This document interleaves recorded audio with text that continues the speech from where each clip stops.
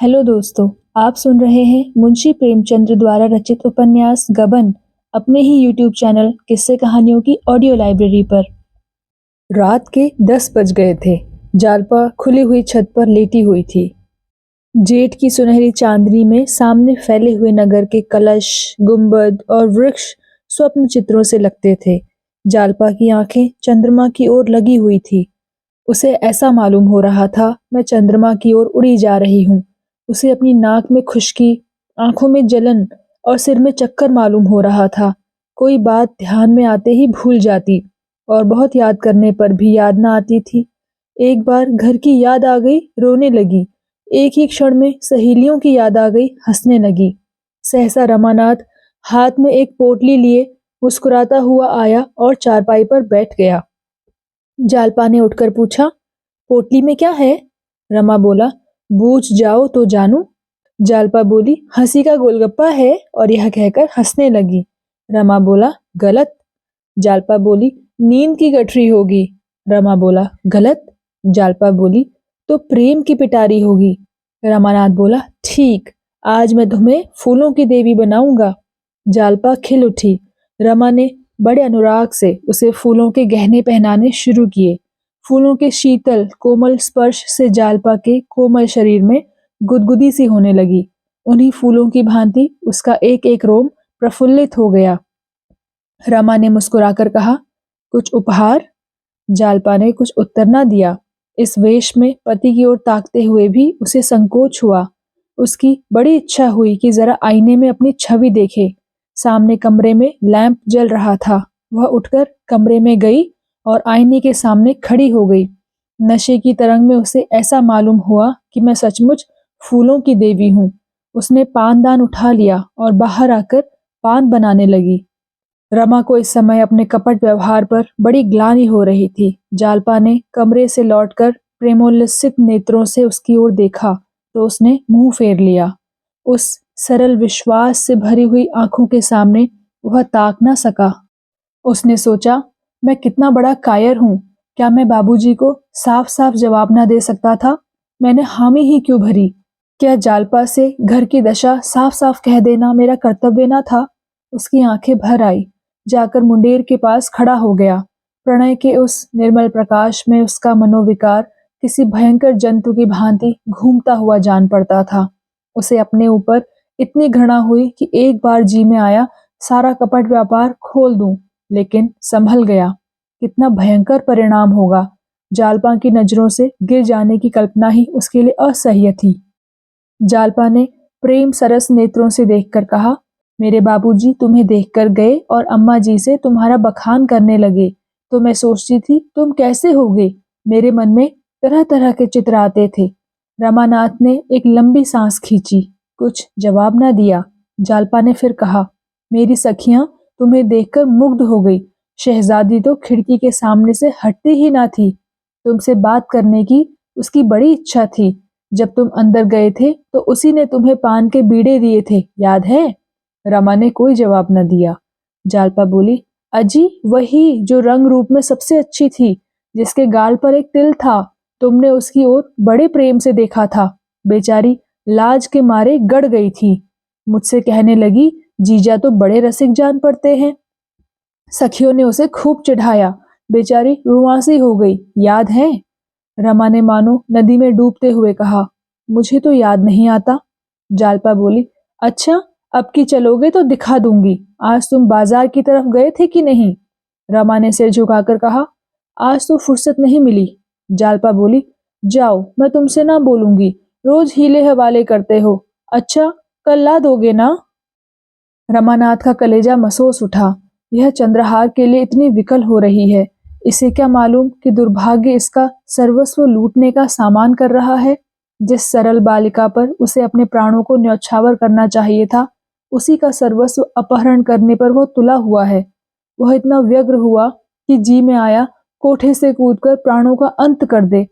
आधी रात बीत चुकी थी। चंद्रमा चोर की भांति एक वृक्ष की आड़ से झांक रहा था। जालपा पति के गले में हाथ डाले हुए निद्रा में मग्न थी। रमा मन में विकट संकल्प करके धीरे से उठा, पर निद्रा की गोद में सोए हुए पुष्प प्रदीप ने उसे अस्थिर कर दिया। वह एक क्षण खड़ा मुग्ध नेत्रों से जालपा के निद्रा विहसित मुख की ओर देखता रहा। कमरे में जाने का साहस ना हुआ, फिर लेट गया। जालपा ने चौंक कर पूछा, कहाँ जाते हो, क्या सवेरा हो गया? रमा बोला, अभी तो बड़ी रात है। जालपा बोली, तो तुम बैठे क्यों हो? रमा बोला, कुछ नहीं, जरा पानी पीने उठा था। जालपा ने प्रेमातुर होकर रमा के गले में बाहें डाल दी और उसे सुलाकर कहा, तुम इस तरह मुझ पर टोना करोगे तो मैं भाग जाऊंगी। ना जाने किस तरह ताकते हो, क्या करते हो, क्या मंत्र पढ़ते हो कि मेरा मन चंचल हो जाता है। वासंती सच कहती थी, पुरुषों की आंख में टोना होता है। रमा ने फूटे हुए स्वर से कहा, टोना नहीं कर रहा हूं, आंखों की प्यास बुझा रहा हूं। दोनों फिर सोए, एक उल्लास में डूबी हुई, दूसरा चिंता में मग्न। 3 घंटे और गुजर गए। द्वादशी के चांद ने अपना विश्व दीपक बुझा दिया। प्रभात की शीतल समीर प्रकृति को मन के प्याले पिलाती फिरती थी।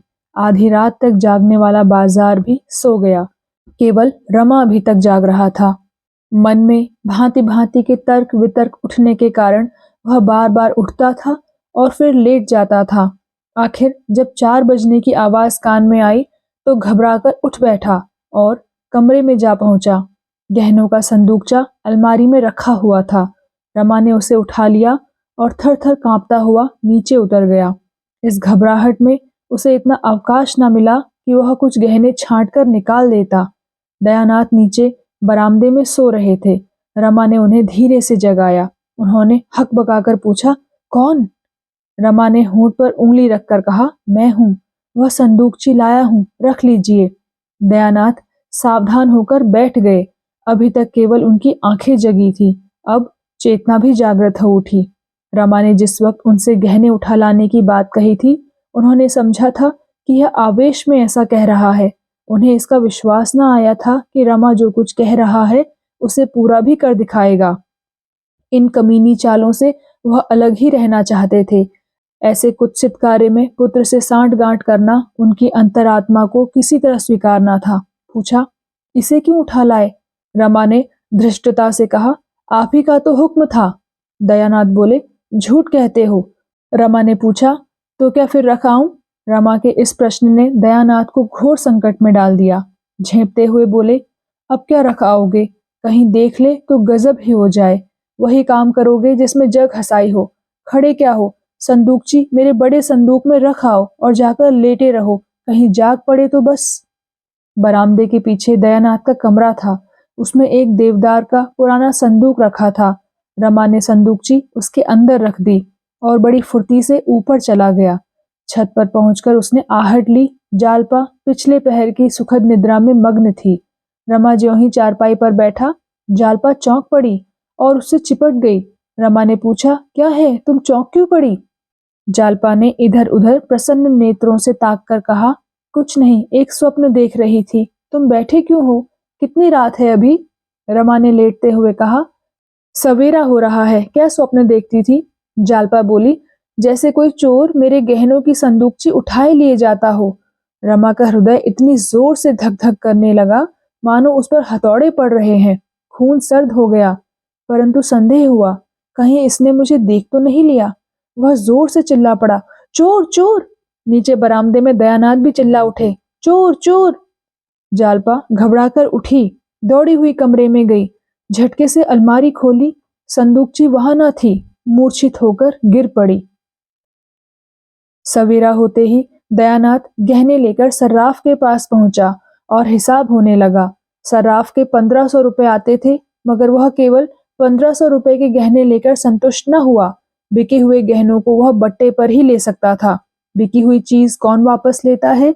जाकड़ पर दिए होते तो दूसरी बात थी। इन चीजों का तो सौदा हो चुका था। उसने कुछ ऐसा शिकंजे में कसा कि बेचारे को हाँ हाँ करने के सिवाय और कुछ न सूझा। दफ्तर का बाबू चतुर दुकानदार से क्या पेश पाता? 1500 रुपए में 2500 रुपए के गहने भी चले गए। ऊपर से 50 रुपए और बाकी रह गए। इस बात पर पिता पुत्र में कई दिन खूब वाद विवाद हुआ। दोनों एक दूसरे को दोषी ठहराते रहे। कई दिन आपस में बोलचाल बंद रही, मगर इस चोरी का हाल गुप्त रखा गया। पुलिस को खबर हो जाती तो भंडा फूट जाने का भय था। जालपा से यही कहा गया कि माल तो मिलेगा नहीं, व्यर्थ का झंझट भले ही होगा। जालपा ने भी सोचा, जब माल ही नहीं मिलेगा तो रपट व्यर्थ क्यों की जाए। जालपा को गहनों से जितना प्रेम था उतना कदाचित संसार की और किसी वस्तु से न था।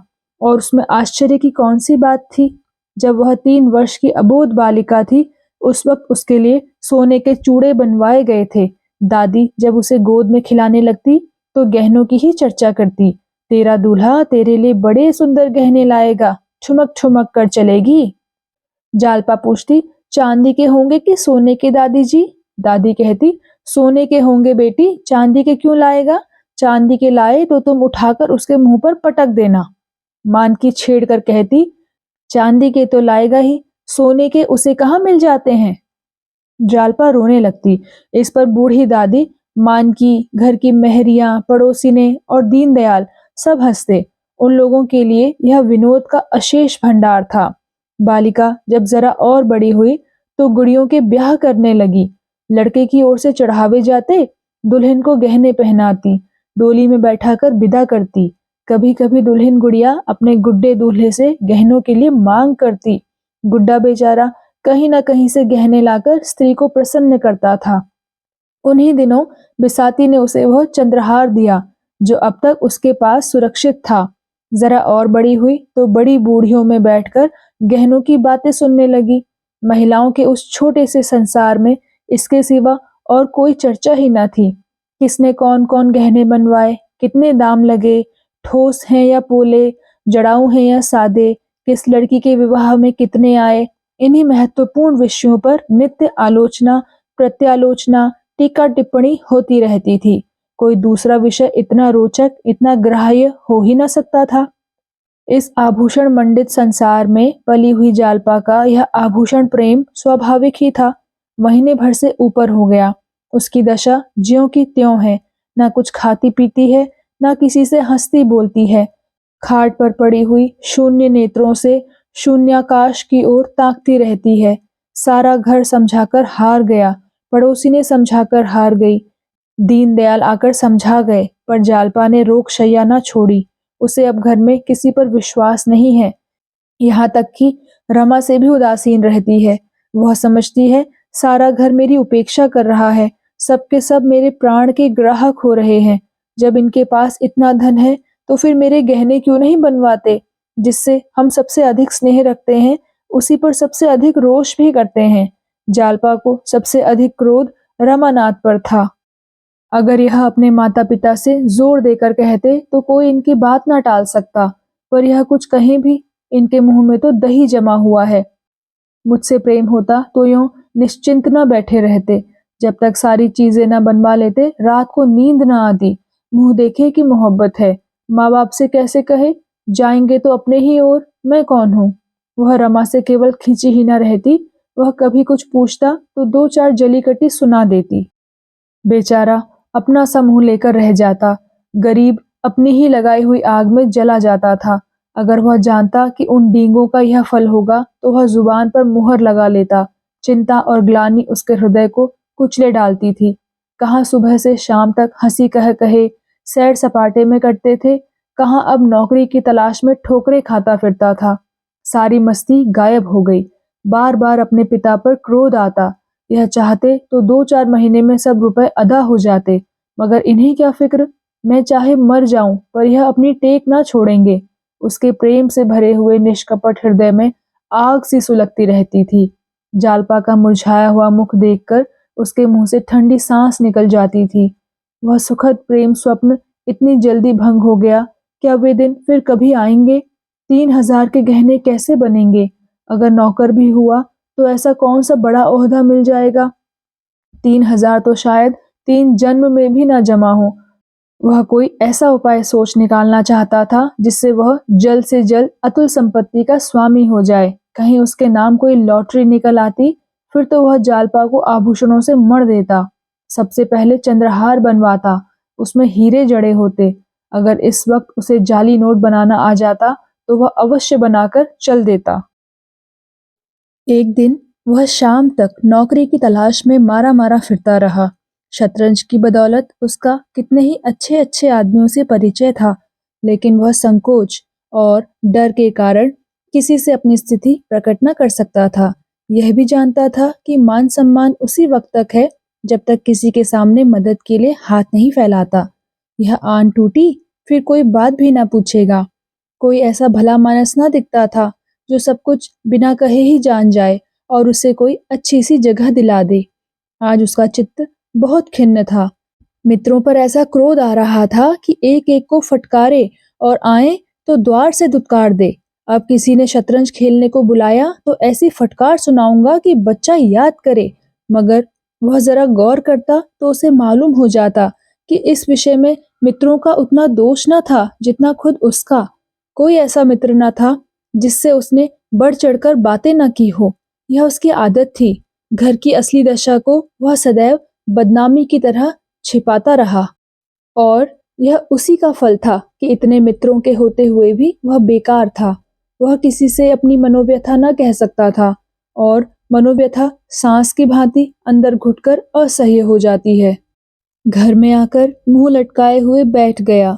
जागेश्वरी ने पानी लाकर रख दिया और पूछा, आज तुम दिन भर कहाँ रहे? लो हाथ मुंह धो डालो। रमा ने लोटा उठाया ही था कि जालपा ने आकर उग्र भाव से कहा, मुझे मेरे घर पहुंचा दो इसी वक्त। रमा ने लोटा रख दिया और उसकी ओर इस तरह ताकने लगा मानो उसकी बात समझ में न आई हो। जागेश्वरी बोली, भला इस तरह कहीं बहू बेटियां विदा होती हैं? कैसी बात कहती हो बहू? जालपा बोली, मैं उन बहू बेटियों में नहीं हूँ। मेरा जिस वक्त जी चाहेगा जाऊंगी, जिस वक्त जी चाहेगा आऊंगी। मुझे किसी का डर नहीं है। जब यहाँ कोई मेरी बात नहीं पूछता तो मैं भी किसी को अपना नहीं समझती। सारे दिन अनाथों की तरह पड़ी रहती हूँ, कोई झांकता तक नहीं। मैं चिड़िया नहीं हूँ जिसका पिंजड़ा दाना पानी रखकर बंद कर दिया जाए। मैं भी आदमी हूँ। अब इस घर में मैं क्षण भर ना रुकूंगी। अगर कोई मुझे भेजने ना जाएगा तो अकेली चली जाऊंगी। राह में कोई भेड़िया नहीं बैठा है जो मुझे उठा ले जाएगा, और उठा भी ले जाए तो क्या गम, यहाँ कौन सा सुख भोग रही हूँ। रमा ने सावधान होकर कहा, आखिर कुछ मालूम भी तो हो, बात क्या हुई? जालपा बोली, बात कुछ नहीं हुई, अपना जी है, यहाँ नहीं रहना चाहती। रमा बोला, भला इस तरह जाओगी तो तुम्हारे घर वाले क्या कहेंगे? कुछ यह भी तो सोचो। जालपा बोली, यह सब सोच चुकी हूँ और ज्यादा नहीं सोचना चाहती। मैं जाकर अपने कपड़े बांधती हूँ और इसी गाड़ी से जाऊंगी। यह कहकर जालपा ऊपर चली गई। रमा भी पीछे पीछे यह सोचता हुआ चला, इसे कैसे शांत करूं। जालपा अपने कमरे में जाकर बिस्तर लपेटने लगी कि रमा ने उसका हाथ पकड़ लिया और बोला, तुम्हें मेरी कसम जो इस वक्त जाने का नाम लो। जालपा ने त्योरी चढ़ाकर कहा, तुम्हारी कसम की हमें कुछ परवाह नहीं है। उसने अपना हाथ छुड़ा लिया और फिर बिछावन लपेटने लगी। रमा खिसियाना सा होकर एक किनारे खड़ा हो गया। जालपा ने बिस्तर बंद से बिस्तरे को बांधा और फिर अपने संदूक को साफ करने लगी, मगर अब उसमें वह पहले सी तत्परता न थी। बार बार संदूक बंद करती और खोलती। वर्षा बंद हो चुकी थी, केवल छत पर रुका हुआ पानी टपक रहा था। आखिर वह उसी बिस्तर के बंडल पर बैठ गई और बोली, तुमने मुझे कसम क्यों दिलाई? रमा के हृदय में आशा की गुदगुदी हुई। बोला, इसके सिवा मेरे पास तुम्हें रोकने का और क्या साधन था? जालपा बोली, क्या तुम चाहते हो कि मैं यहीं घुट घुट कर मर जाऊं? रमा बोला, तुम ऐसे मनहूस शब्द क्यों मुंह से निकालती हो? मैं तो चलने को तैयार हूँ, ना मानोगी तो पहुंचाना ही पड़ेगा। जाओ, मेरा ईश्वर मालिक है, मगर कम से कम बाबूजी और अम्मा से पूछ लो। बुझती हुई आग में तेल पड़ गया। जालपा तड़प कर बोली, वह मेरे कौन होते हैं जो उनसे पूछूं? रमा ने पूछा, कोई नहीं होते? जालपा बोली, कोई नहीं। अगर कोई होते तो मुझे यूं ना छोड़ देते। रुपए रखते हुए कोई अपने प्रियजनों का कष्ट नहीं देख सकता। ये लोग क्या मेरे आंसू ना पोंछ सकते थे? मैं दिन के दिन यहाँ पड़ी रहती हूँ, कोई झूठो भी पूछता है? मोहल्ले की स्त्रियां मिलने आती हैं, कैसे मिलूं? यह सूरत तो मुझसे नहीं दिखाई जाती। ना कहीं आना न जाना, ना किसी से बात ना चीत। ऐसे कोई कै दिन रह सकता है? मुझे इन लोगों से अब कोई आशा नहीं रही। आखिर दो लड़के और भी तो हैं, उनके लिए भी कुछ जोड़ेंगे कि तुम ही को दे दें? रमा को बड़ी बड़ी बातें करने का फिर अवसर मिला। वह खुश था कि इतने दिनों के बाद आज उसे प्रसन्न करने का मौका तो मिला। बोला, प्रिय, तुम्हारा ख्याल बहुत ठीक है, जरूर यही बात है। नहीं तो 2,500-3,000 उनके लिए क्या बड़ी बात थी। 50,000 बैंक में जमा हैं, दफ्तर तो केवल दिल बहलाने जाते हैं। जालपा बोली, मगर है मक्खी चूस पल्ले सिरे के। रमा बोला, मक्खी चूस ना होते तो इतनी संपत्ति कहाँ से आती। जालपा बोली, मुझे तो किसी की परवाह नहीं है जी। हमारे घर किस बात की कमी है, दाल रोटी वहां भी मिल जाएगी। 2-4 सखी सहेलियां हैं, खेत खलिहान है, बाग बगीचे हैं, जी बहलता रहेगा। रमा बोला, और मेरी क्या दशा होगी जानती हो, घुल घुल कर मर जाऊंगा। जब से चोरी हुई है मेरे दिल पर जैसी गुजरती है वह दिल ही जानता है। अम्मा और बाबूजी से एक बार नहीं लाखों बार कहा, जोर देकर कहा कि 2-4 चीजें तो बनवा ही दीजिए, पर किसी के कान पर जूं तक ना रेंगी। ना जाने क्यों मुझसे आंखें फेर ली। जालपा बोली, जब तुम्हारी नौकरी कहीं लग जाए तो मुझे बुला लेना। रमा बोला, तलाश कर रहा हूँ, बहुत जल्द मिलने वाली है। हजारों बड़े बड़े आदमियों से मुलाकात है, नौकरी मिलते क्या देर लगती है। हाँ, जरा अच्छी जगह चाहता हूँ। जालपा बोली, मैं इन लोगों का रुख समझती हूँ, मैं भी यहाँ अब दावे के साथ रहूंगी। क्यों, किसी से नौकरी के लिए कहते नहीं हो। रमा बोला, शर्म आती है किसी से कहते हुए। जालपा बोली, इसमें शर्म की कौन सी बात है, कहते शर्म आती है तो खत लिख दो। रमा उछल पड़ा, कितना सरल उपाय था, और अभी तक यह सीधी सी बात उसे ना सूझी थी। बोला, हाँ, यह तुमने बहुत अच्छी तरकीब बतलाई, कल जरूर लिखूंगा। जालपा बोली, मुझे पहुंचाकर आना तो लिखना, कल ही थोड़े लौट आओगे। रमा बोला, तो क्या तुम सचमुच जाओगी। तब मुझे नौकरी मिल चुकी और मैं खत लिख चुका। इस वियोग के दुख में बैठकर रोऊंगा कि नौकरी ढूंढूंगा। नहीं, इस वक्त जाने का विचार छोड़ो। नहीं, सच कहता हूं, मैं कहीं भाग जाऊंगा। मकान का हाल देख चुका, तुम्हारे सिवा और कौन बैठा हुआ है जिसके लिए यहाँ पड़ा सड़ा करूं। हटो तो जरा, मैं बिस्तर खोल दूं। जालपा ने बिस्तर पर से जरा खिसक कर कहा, मैं बहुत जल्दी चली जाऊंगी, तुम गए और मैं आई। रमा ने बिस्तर खोलते हुए कहा, जी नहीं, माफ कीजिए, इस धोखे में नहीं आता। तुम्हें क्या, तुम तो सहेलियों के साथ विहार करोगी, मेरी खबर तक ना लोगी, और यहाँ मेरी जान पर बनावेगी। इस घर में फिर कैसे कदम रखा जाएगा। जालपा ने एहसान जताते हुए कहा, आपने मेरा बंधा बंधाया बिस्तर खोल दिया, नहीं तो आज कितने आनंद से घर पहुंच जाती। शहजादी सच कहती है, मर्द बड़े टोन्हे होते हैं। मैंने आज पक्का इरादा कर लिया था कि चाहे ब्रह्मा भी उतर आवे पर मैं ना मानूंगी, पर तुमने 2 ही मिनट में मेरे सारे मंसूबे चौपट कर दिए। कल खत लिखना जरूर, बिना कुछ पैदा किए अब निर्वाह नहीं है। रमा बोला, कल नहीं, मैं इसी वक्त जाकर 2-3 चिट्ठियां लिखता हूँ। जालपा बोली, पान तो खाते जाओ। रमानाथ ने पान खाया और मर्दाने कमरे में आकर खत लिखने बैठा, मगर फिर कुछ सोचकर उठ खड़ा हुआ और एक तरफ को चल दिया। स्त्री का सप्रेम आग्रह पुरुष से क्या नहीं करा सकता।